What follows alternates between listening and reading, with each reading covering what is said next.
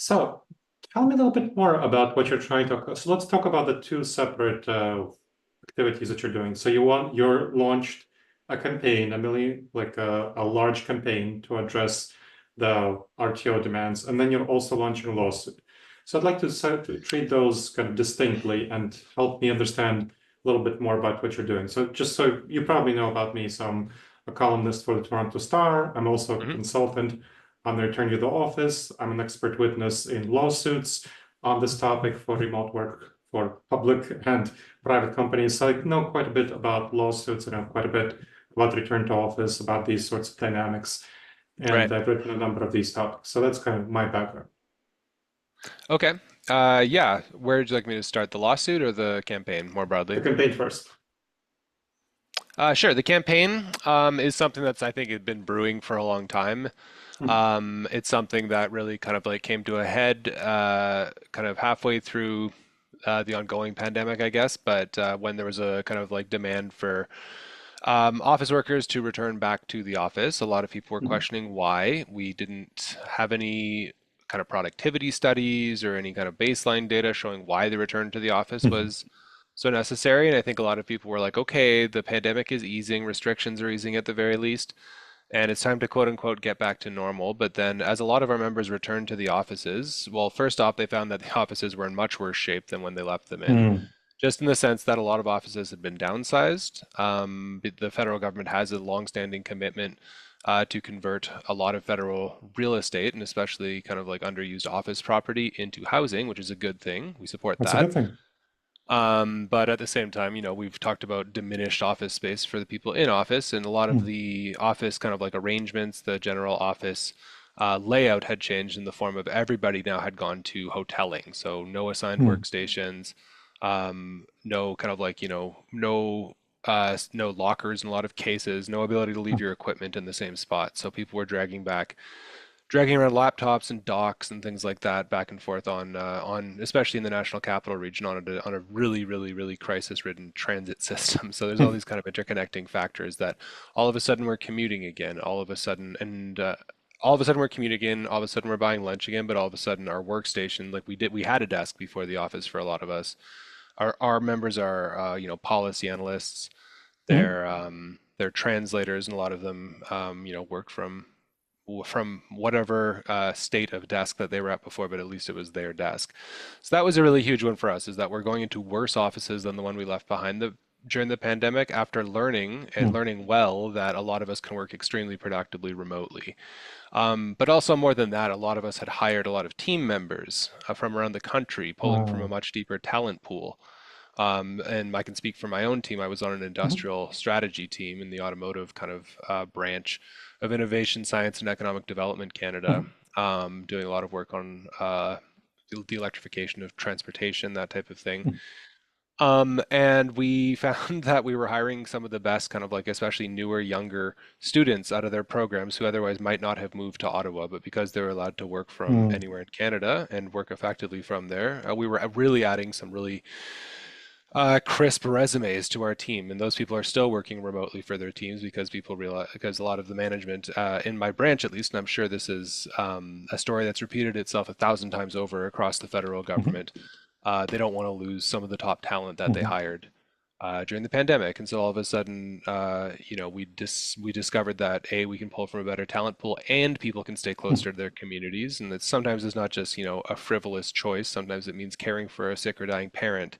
Sometimes it means maintaining family and Sure. cultural relationships in a place where you might not find that in Ottawa. For a lot of Indigenous people, staying close to their traditional territories, or at least a place with a lot Mm. of cultural services that speak to their specific community. So I think there was kind of like this multifaceted experience of Mhm. telework and the benefits of it. There was no measurable decline in productivity, or at least we certainly have not seen that Mhm. presented to us in anything close to a compelling way by the employer. And it's only, and just to bridge over into talking about the lawsuit now, Well, before that we talk that about that, I sure. am curious about what they do tell you. So I've seen some of the claims by government officials about why, but Mhm. what are they actually telling you in conversations when you have these negotiations, when you have meetings with them?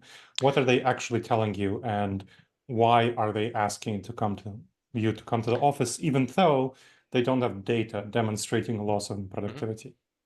I mean, you're the same things that you heard Christiane Fox. I don't know if you heard that interview on Power and Politics recently on kind of like national media in Canada, but Christiane Fox, who's kind of become the face of the employer on this, of explaining Mm, why this is a necessary measure to take, a necessary policy to implement, that we return to the office more days per week.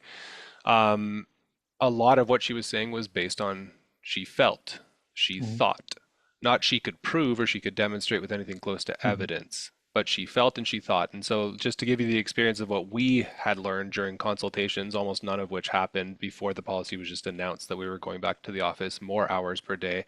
And that's the basis for like our unfair labor practices or policy grievances, was just like there's a mandate. It's a statutory requirement that the employer consult the unions if there's going to be a major mm, change to working conditions, and that sure. did not happen here. But more than that, yeah, we saw in meetings with the Treasury Board that there was just kind of like a general consensus, as they said, and they couldn't Mm, prove any literature review. They weren't pointing to specific studies. They certainly couldn't mm, show their own data. In fact, their own data, as in like Statistics Canada data on productivity, shows that productivity went up yeah. during the pandemic, and then with remote work options available to remote workers.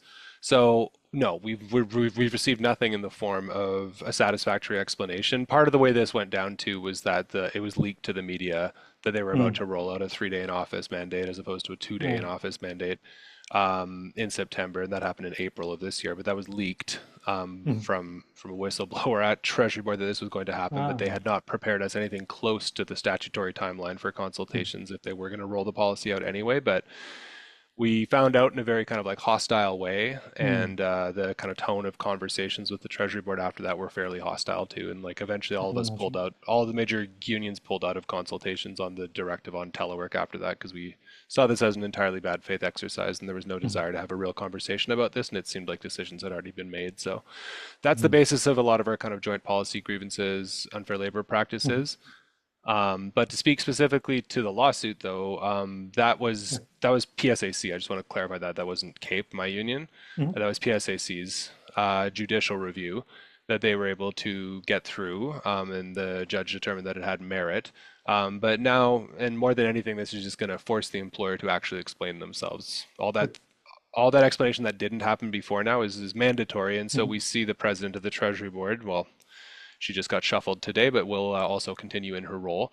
But Anita Anand saying, as of last week, that they will be launching productivity studies, to great. which we say, why weren't these done before the policy Yeah. decision was taken? If you're doing evidence-based decision making and not what they call decision-based evidence making, Mm, then you would have launched these productivity studies before, and they know how to launch these studies. They know how mm, to, they have metrics, they have the capacity to do that, of course, being one of the largest organizations in the country that does this for other segments of the labor market and can certainly do mm, it for its own workforce.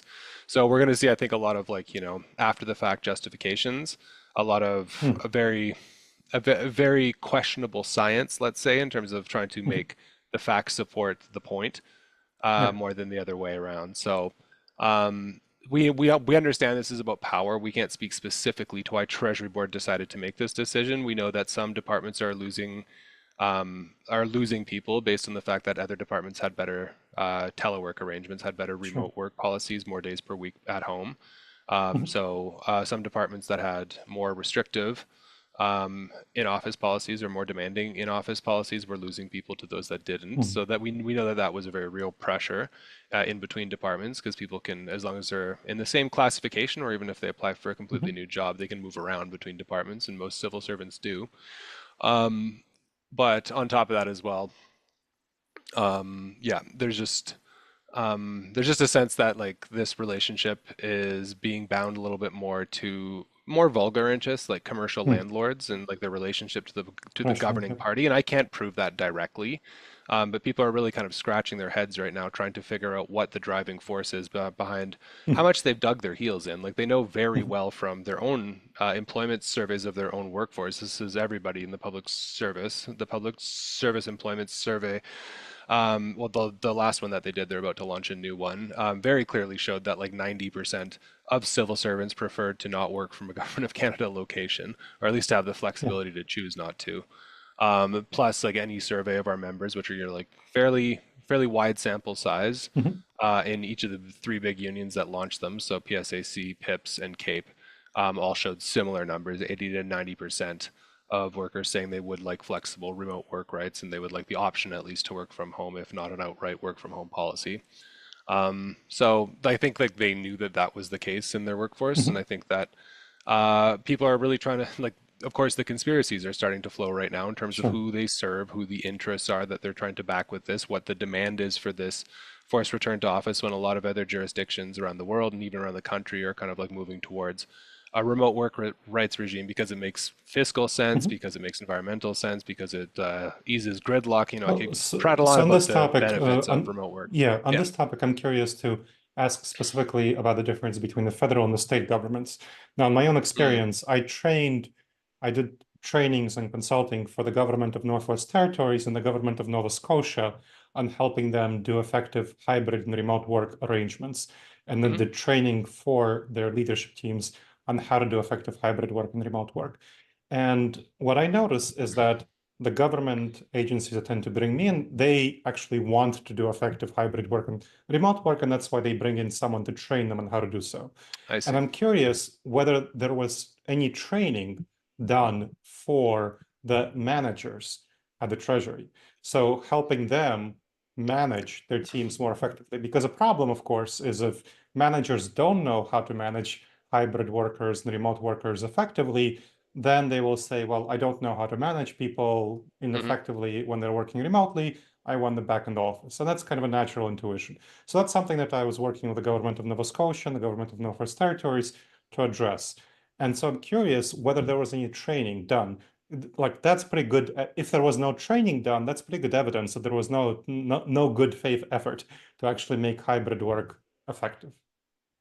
Sure. And as far as I know, no, there has not been any done. Maybe they Mm, could contradict me with modules or anything that had been unrolled during kind of like the peak pandemic at peak remote work. I can just speak to our own members, who yeah. some of whom are like lower level or lower level managers, and I can say that no, they have not received any specific training Hmm. because we think that the general direction is to try to roll back to 5 days a week in the office. And I know that Hmm. like some state governments, for example, like I think one of the provincial or state governments in Australia, despite the federal government having a full flexible remote work rights policy regime in place at the federal level for the public service in Australia, there's state governments that are now forcing 5 days in office. Hmm. No, but as far as I know, there was no training given to managers, at least at the lower levels that would have been directly working with teams. I can't speak necessarily to senior management cadres. I don't have access to their training modules, of course, but just speaking to our own members, a lot of whom are kind of like managers and directors in the federal public service, so lower level management cadres. No, they did not receive any training specifically to this. And of course, like the pivot to hybrid happened in such a kind of sudden kind of violent way because of the the suddenness of the pandemic, and it was a Yeah. very, and like I don't fault the Public Service Commission or Treasury Board for some of the roughshod adjustments that they had to do on Sure. very quick turnaround time while the country was going through a medical crisis, an economic crisis, a number of intertwined crises Hmm. that the lockdowns from COVID-19 brought on. But at the same time, people pivoted and they pivoted fast. And I'd say within about 6 months, and this is once again anecdotal, and I wish that they had been doing productivity studies, and I wish that they'd been doing labor relations work on studying and like good faith studying the impacts of Hmm. remote work as such at the workforce level when they had the opportunity to do that when more people were working remotely as a full-time experience, but they didn't do that to my knowledge. And now they don't have baseline data to compare the experience of Hmm. full-time remote work, which I don't think necessarily anybody's asking for only Yeah. remote work. I think some workers would like to come into an office, some workers would like to collaborate occasionally in shared office space, but the idea of Hmm. flexible remote work rights like they have in Australia, where a manager has to Hmm. default to remote work when it's requested, unless they can prove with a fairly high standard of evidence that it's operationally necessary for somebody to be in office. I think that's more what we're leaning towards once we get into bargaining and Yeah. the language that Australia was able to win in their collective agreements. We would like to see that reproduced here. But I And would say that that's there's a huge it's not gap only though in terms. Australia. We're also looking UK. We're also seeing Yes, UK move to that, which is exciting. yes, yes, absolutely. Yeah, I think like this is a major turning point in kind of like workforce futures, in terms of labor Mhm. relations, in terms of industrial policy, in a lot of cases, in terms of the real estate market, in terms of what urban space looks like. Like there's a lot of things that this opens up. It's of course not a panacea. It's a very Sure. concrete and specific issue in a lot of ways too, but there's a lot of intertwining um, forces that can be unleashed from this, or like problems that can be attenuated from this, Mhm. or at least we think so. And we think that we'd like to experiment with some new models here. And like, we're not asking for something that doesn't exist in the world, like you're saying. We're asking for normalization of a work model that was frankly tried and tested and worked out fairly Mhm. well in terms of there was no huge productivity crises that anybody can point to in any federal Canadian department during the pandemic Absolutely. when we were full-time remote working. In fact, it worked out quite well, and a lot of the mental health impacts and the isolation Mhm. impacts and whatnot, those do need to be studied. Those do need to be taken seriously, and we do need to kind of like figure out new social spaces, new ways for teams to build culture, Mhm. new ways for like managers, like you're saying, to be trained on how to effectively support their teams in a remote way. But I would say that we have not seen a good faith study of this because they were so predetermined to return back to a more in-office policy at the same time that Mhm. they have contradictory, and by they I mean our employer, has contradictory policy goals of converting half of the federal office footprint to Yeah. housing, which you can't hold those two things at the same time. Those are already starting to clash, and we're already seeing departments saying, well, there's no way we're going to 3 days. We simply don't have the space. So I Now, think they're already in when a you material go ahead. crisis. I'll just finish my Mhm. point. They're Sure, already sure. in a material crisis here in the sense that they Mhm. just simply do not have enough space. And I think the political demands will start to stack up over and over again. And I think Mhm. with unions running joint campaigns and with potentially provincial and municipal public sector unions joining Yeah. this fight because they see all the stakes that are involved in it, it's not just about work model, it's about what to do with urban space as well and what to do with the public purse in Mm. terms of resources that we're spending on and what we're spending them on, whether this is a good use of billions of dollars for Mm. office related costs. So that's I think going to be a political question that somebody's going to have to answer at some point with Mhm. consequences potentially for them. That Sorry, you were makes a lot saying of though? sense. Yeah, I was saying, so when you're talking about kind of the office versus kind of the union versus the employer negotiation, one element that you talk, I think, is definitely going to be good is to push for training of managers. But I'm curious, Mhm. is there are there efforts to get actual external experts involved in the discussions to, because there's a lot of external research on what are Mhm. actual best practices, a lot of findings on Yeah. the benefits of hybrid working, or is it just kind of the one side versus the other side rather than, and no reference to external evidence? Because while Mhm. studies were not done previously, which they should have been done, there's a lot of Mhm. external evidence available There is. that we can use to refer to and figure out, okay, what are actual best practices? What are the dynamics that will work best? I'm curious about that. Absolutely. So, like, one of the things that we're doing is the four big unions, so PSAC, PIPS, CAPE, and the Association of Canadian Financial Officers are partnering now on a joint digital campaign, Mhm. the initial stage of which will be mostly like literature reviews, some field testing, some focus groups, things like that. But a lot of that is going to be to assemble the evidence base, and the evidence base is kind of Mhm. scattered, and it can be quite serving of a particular, predetermined direction, and that's why we have to be very careful about what standard of evidence we're using here. But like we could cherry pick a lot of studies that support our point. We'd like to look at the field of evidence as it exists Mhm. now, integrate some experts into that initial kind of campaign development. We cite studies. We could pull a lot from our pockets right now that we'd like to say show that productivity is not impacted or that it improves. I think, Mhm.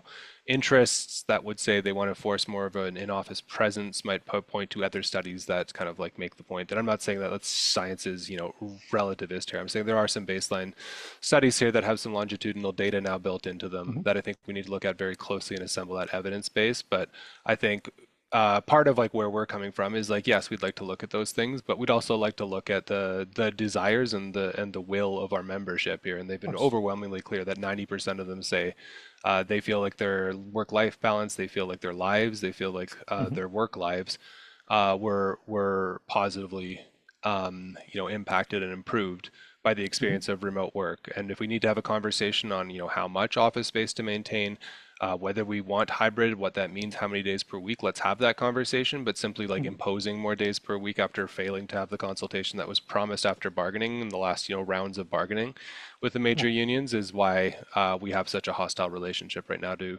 this employer on this issue. And I think that they are really scrambling to try and explain themselves. And the more that they Mm. get in front of the media and say we feel and we think things instead of we know, shows how little that they've anticipated, I think, this level of pushback and how little they paid attention to this as a problem that they would Mhm. actually have to answer for. But now this judicial review should at least initiate that process, and we're excited to see what they Mhm. try to put together in a scramble to prove Mm. their point. And of course, PSAC is going to work closely with its partners, us, PIPs, to Mhm. put together some of that evidence base, but that'll be part of our larger campaign strategy. Okay. I'll be happy to send you a copy of my book on this topic, Leading I'd love Hybrid that. Remote Teams.